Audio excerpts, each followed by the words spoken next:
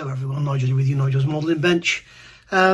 Just a quick video. It's Monday the 3rd of June 2024 today, so 6 days since we lost Jess.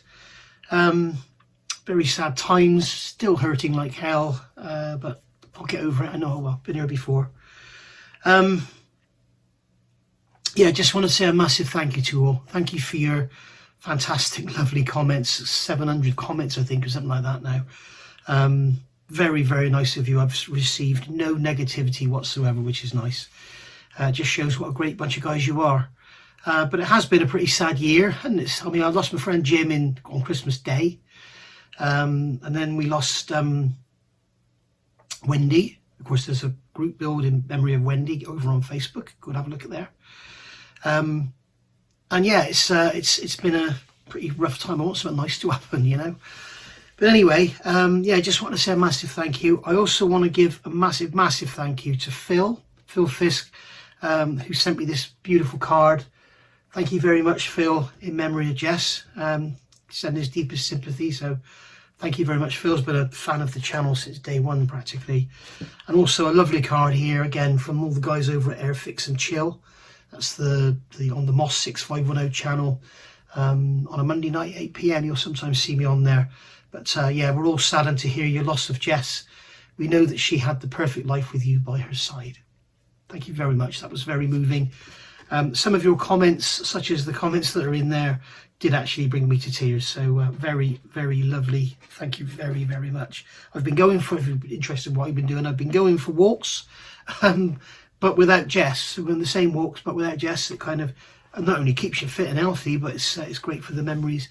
And of course, I get to see the people that I used to see with their dogs, and that's lovely. So at the end of this video, I'm going to talk to you all about Jess and about her health. And if you've got a dog, I think you might want to listen in, because I have some information that I think is probably quite appropriate if you are unfortunate to have the same, or get the same diagnosis as I had with Jess.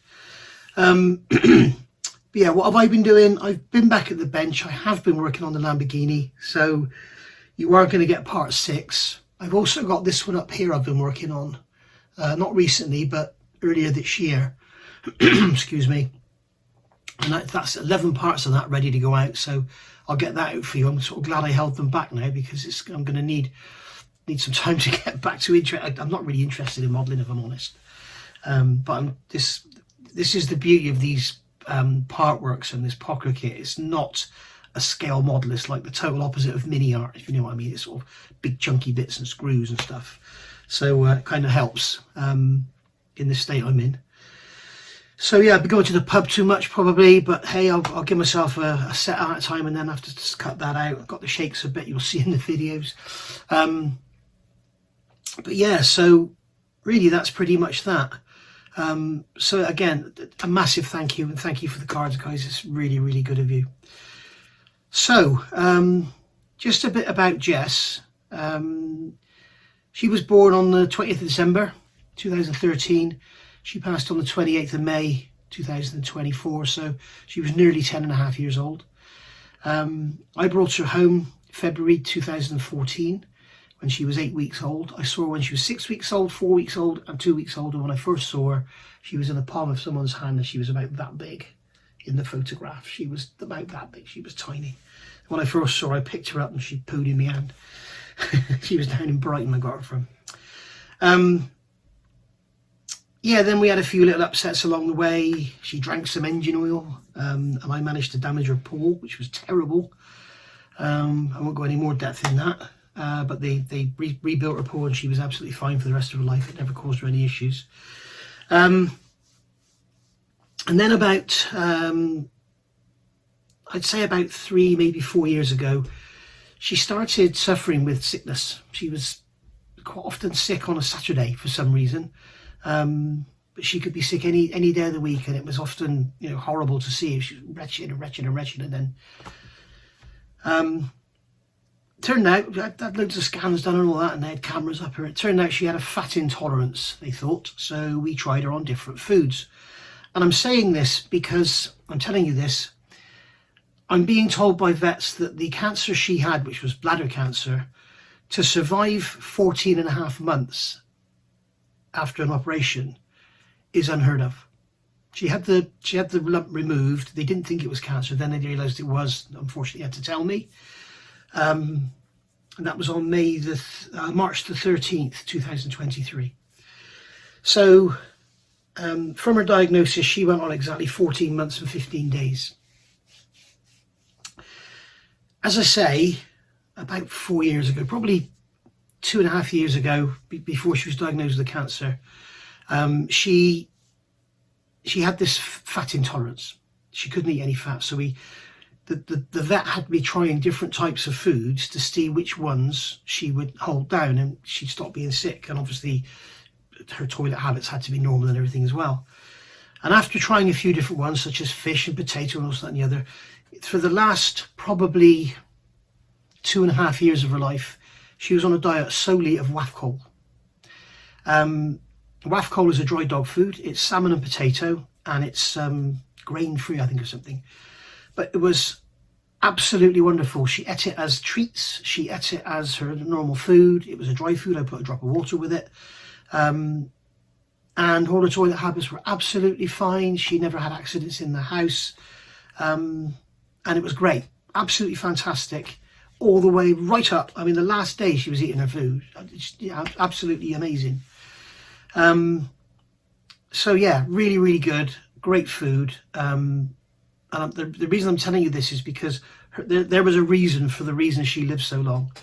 She was also on a drug called Loxicom, which is for the cancer, it's a drug given to older, bigger dogs when they get joint pains and stuff. It's a painkiller.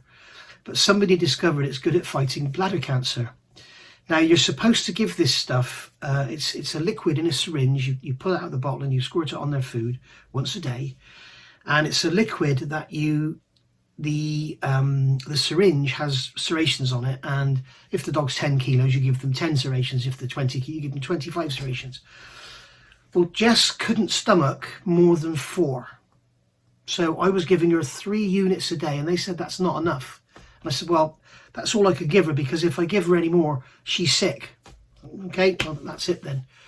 And they wanted to test different foods and all this, that, and the other. I said, no, because remember, this drug was given for the cancer, which was probably 18 months after she'd been on the food, and it had been absolutely fine. So I didn't want to change it. So she had a minimal amount of this Loxicom, which was to fight the bladder cancer. Now, you have to kind of wonder, I was giving her a third of what she should have. Does that have anything to do with it? The other thing I did, she never had tap water after the diagnosis. She only ever had bottled water. The vet says he doesn't know. He doesn't know, but all they say is for her to go on for 14 months is an absolute miracle. It's the longest they've ever known. So that's quite shocking. So yeah, so that's that. Jess is gone. I will get another dog. I don't know when, but I will. I can't replace Jess, but I need to replace the hole she's left behind. And yeah, I still miss her madly, as you can tell from my voice at the moment.